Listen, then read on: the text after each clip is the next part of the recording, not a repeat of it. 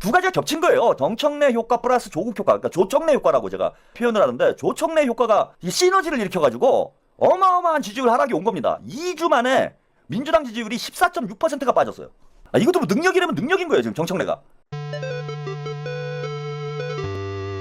정청래가 당대표가 되고 조국이 사면된 이후에 5% 이상은 지금 지지율이 빠지고 있는 이런 상황으로 볼 수 있을 것 같습니다. 그래서 이재명 대통령 지지율이 51.1%, 지금 대선 득표율보다 약간 높은 50% 이제 밑으로 내려가면 좀 적신호라고 봐야죠. 근데 두 달 만에 정청래, 조청래의 합작품이죠. 뭐 대통령께서 열심히 뛰고 있음에도 불구하고 오히려 지지율이 대폭 하락하는, 이거는 다른 변수가 없어요.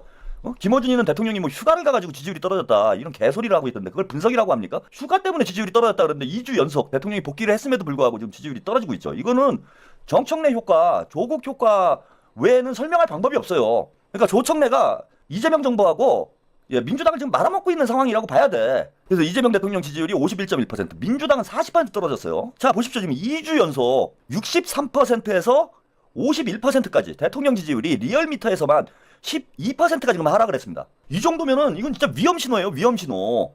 2주 만에 지지율이 두 자릿수 이상 떨어진다라는 건, 이거는 뭐 윤석열이 청담동 가서 술 처먹다가 걸렸을 때도 이렇게 지지율이 안 떨어져요. 이렇게 대폭 떨어지는 거는 납득이 안 될 수준의, 사실 이거 여론조사 좀 잘못됐나? 뭐 이렇게 봐야 될 정도의 수준으로 떨어지고 있는 거야. 그만큼 정청래가 지금 하고 있는 일이 당에 심각한 데미지를 주고 있다는 겁니다. 대통령 지지율만 떨어졌나? 당 지지율도 보세요. 일주일 사이에 10%가 떨어졌어요. 10%. 국민의힘은 6%가 올라갔습니다. 이 대통령 핵심 지지층이 흔들리고 있다. 그래서 20, 30, 40대까지는 조국 사면 효과를 볼 수밖에 없어요. 특히 중도층이 많이 빠졌어요.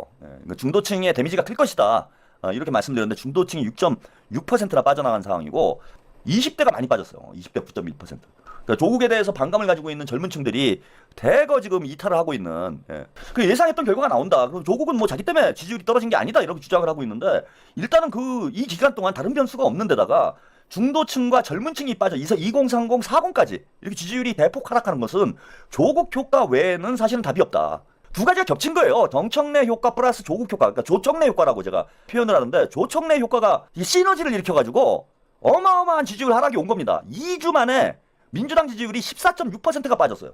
이것도 뭐 능력이라면 능력인 거예요, 지금 정청래가. 이것 또한 우리 당원들의 선택이니 누구를 탓하겠습니까, 지금. 당원 여러분들이 정신 차려야 돼요. 충분히 예상됐던 다 일들이에요, 이게. 정청래가 당대표가 될 경우에 핵심 지지층만 보고 정치를 해버리면 중도층이 등을 돌리게 될 것이다. 제가 누차 말씀을 드리지 않았습니까? 지금 대통령은 중도 보수 확장 전략을 쓰고 있는데, 정청래는 핵심 지지층만 보고 정치를 해요. 그 이유가 있어. 본인이 당대표 연임을 해야 되는데, 연임을 하려면은 당원들이 좋아하는 걸 해야 되거든. 중도층이 좋아하는 약간 애매한 스탠스의 정치 행보를 하면은 당원들한테 인심을 잃을 수가 있어요. 그러니까 정청래는 당 지지율이 망하거나 말거나 대통령 지지율이 떨어지거나 말거나, 나는 핵심 지지층들 60%, 40만에서 50만 정도 당원들이 나만 지지를 해주면은 나는 당대표가 되니까 나는 그냥 미친놈처럼 다 무조건 싸움질만 하고 다니는 거예요. 본인은 당대표가 될런지 모르겠지만은 당은 고립이 되는 거예요. 점점 지지율 떨어지고 망가지는 거야. 이 기회에 국민의힘이 고립되고 있는데, 국민의힘을 더욱 고립시켜서 민주당의 영토를 확장할 생각을 하는 게 아니라, 민주당의 핵심 지지층들도 뭐냐 하면은 문조털들, 딴지 그 게시판에서 이런 애들만 그냥 보고 정치를 하는 거예요, 지금. 그러니 당연히 중도가 등을 돌릴 수밖에 없지, 이게. 충분히 다 예상됐던 일입니다. 그리고 조국 사면도 마찬가지죠. 2030들이 조국에 대해서 긍정적인 인식을 안 갖고 있기 때문에 4050들은 그나마 뭐 조국이 안 됐다 이런 생각을 가지고 있을런지 모르겠지만, 2030은 이건 아빠 찬스다라고 지금도 생각을 해요. 조국은 본인이 저지른 일에 비해서 너무 과한 처벌을 받았다라는 것이지 죄가 없다는 것은 아니에요. 너무 과하게 정치적으로 그 수사를 당했고 처벌을 받았다라고 보는 거지, 조국이 한 일이 죄가 아무것도 없고 조국은 깨끗하고 다 누명 쓴 거다 이건 아니라고. 그래서 조국을 사면하면은 지지율 빠지는 건 예상된 일이다. 근데 우리 당원들이, 이게 제가 하고 싶은 얘기는 이겁니다. 우리 당원들이 선택한 일이잖아, 이게.